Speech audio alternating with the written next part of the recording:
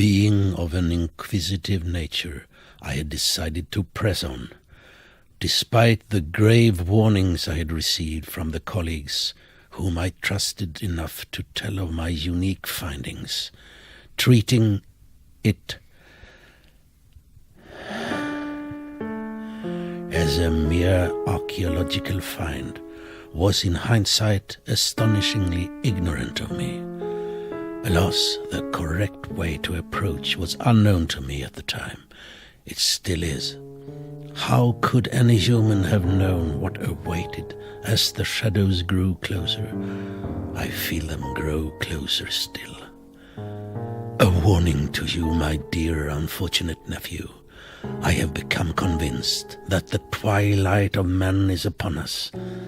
Any sane man would have stopped halfway into the abyss, yet a curiosity of the deepest, darkest kind compelled me to continue. My curious mind commanded me to ask the questions I implore you now not to ask, to search for the answers I now hope and pray you will not acquire. Salvation for my own soul represents a hope long gone. However, in my darkest hour, I call upon you in a last desperate attempt to conceal what I have unleashed upon us all. There was a time I feared the cold embrace of the tomb. That time has passed. Worse still awaits me, just beyond the reach of the human mind.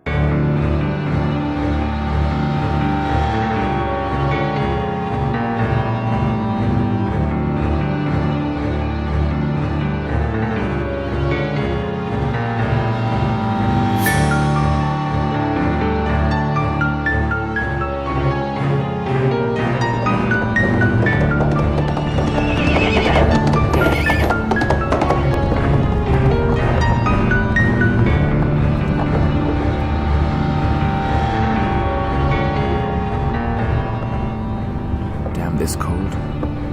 Seems like the grip of winter is tighter than ever this year. But the cold is not only out there. I feel a dreadful cold in my heart and soul as well. I've tried to shake it off, but there is such an unrest in the depths of me. But I should not complain. Life has been good to me these years.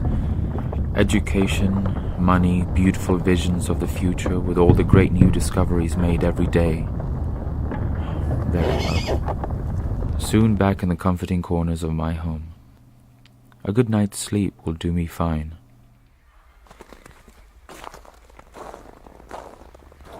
Had a rough night? I have since I ran out of your liquor. Want to know something? I'm all ears. Man's been by here several times tonight, pounding on your door. Seemed mighty anxious if you ask me. I didn't get a good look. Too dark for that. Something suspicious, do you reckon? Left a message, he did, on your door. Oh, thank you. Much obliged.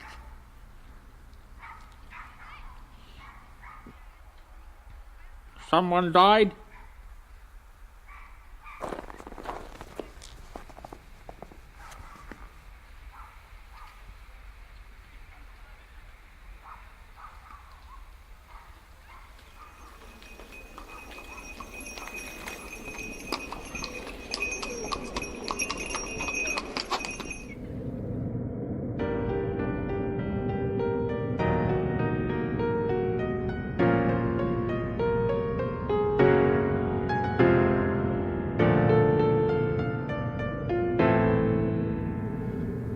The dreadful tone of the letter was unlike anything my uncle had ever expressed before.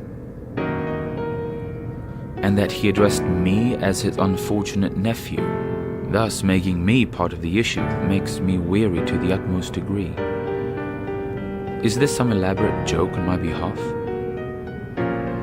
Highly unlikely that he would do such a thing to such an extent, but if there is such a grave danger hovering above my uncle, I can't possibly imagine what he could have done to deserve such a curse. This man is my mentor, my friend, so kind and warm by both heart and soul. I just dearly hope that all will be well.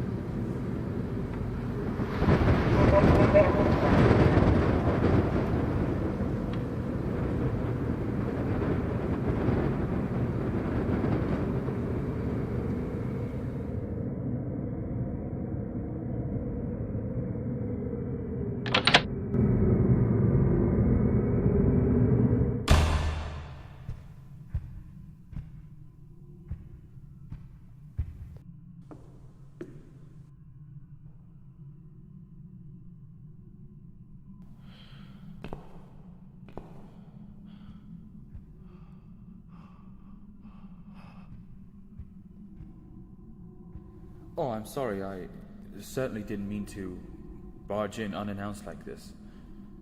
My name is Frederick Carrington, and I'm the professor's nephew.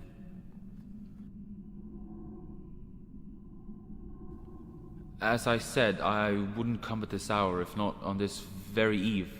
I received a rather curious letter from the professor himself, requesting my company as soon as possible tonight.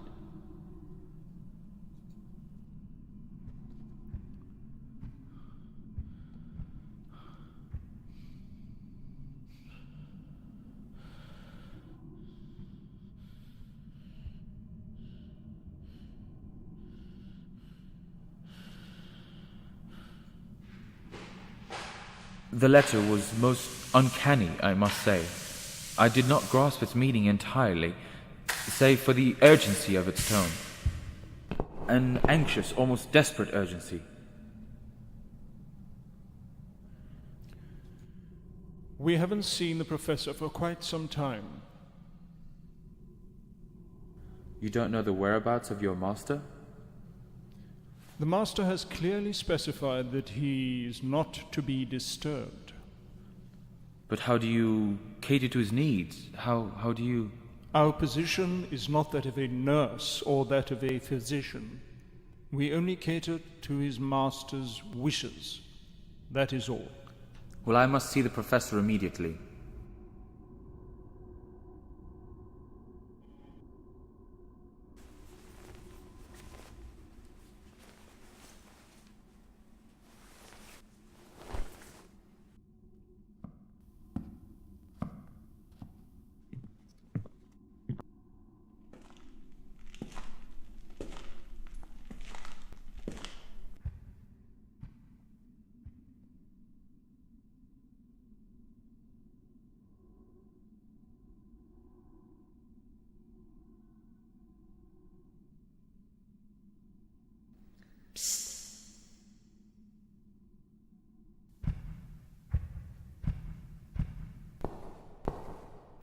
That's his study, all right. But you won't get in that way. Don't you have the key? Doesn't anyone have the key? The only key to that room is in the possession of the professor himself. Well, do you know if he's in there and what happened to him? When they said that no one has seen the professor for quite some time, they meant it. I have only worked here for 3 months, and under that time I have noticed some very uneasy occurrences. One night, the perhaps a fortnight ago, the professor gets an enormous package delivered at the most ungodly hour. He refused to let anyone help him drag up the stairs. The next morning, he summons the entire staff and orders everyone not to disturb him, and forbids us to go into the upper floor after dark. When did you see him last? No one has seen the professor since he dragged that thing up the stairs. Only abominable sounds heard from his study late at night bear witness to his continued existence. And then all manner of insects started creeping about, and this strange heat coming from his... I have to go into his study. Is there any other way except the door? There is an adjoining room with a window. Then I will have to try that.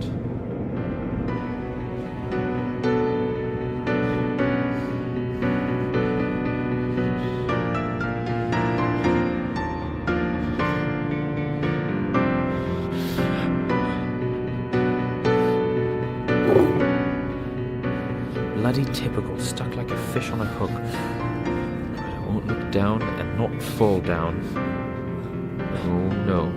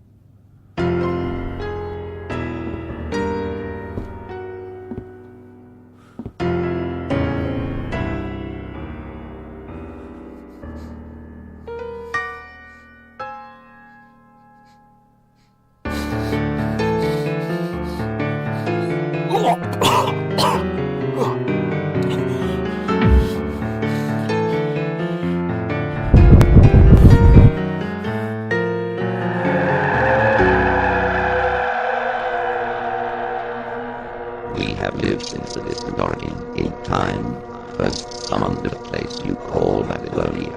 I am only the messenger for the Master. It is the turn of the century now. Every new century the Master needs a new body to live on. We chose you. Your uncle helped lure you to us. Our reign is soon to be resurrected, the fate of all mankind in our hands. The Master has made the soil you walk on. You helped our creed live on.